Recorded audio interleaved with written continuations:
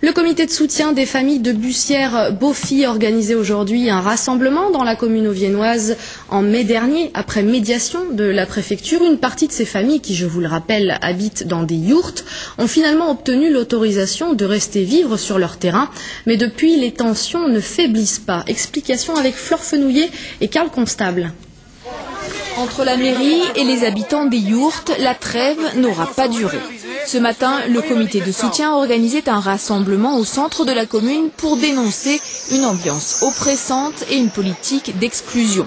Arrêté municipal interdisant le camping, signalement aux services sociaux et visite de gendarmes pour constater une infraction de permis de construire chez une 5e famille. En quelques jours, la tension est encore montée d'un cran.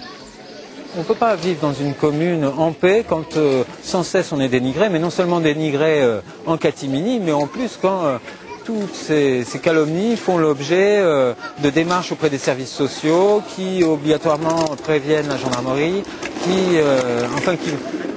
ça lance des cycles d'enquête qui sont toujours classés sans suite, mais qui n'aboutissent pas, quoi.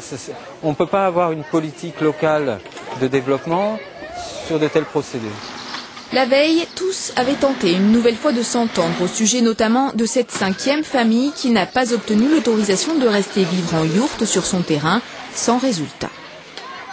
On se retrouve avec des personnes qui nous mettent devant le fait accompli. On ne négocie pas, on se pose là et ensuite on voit comment ça se passe.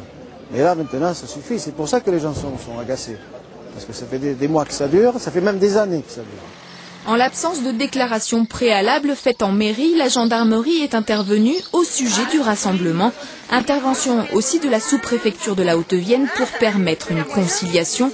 Décidément, à Bussière-Beaufy, le recours à un médiateur semble encore et toujours indispensable.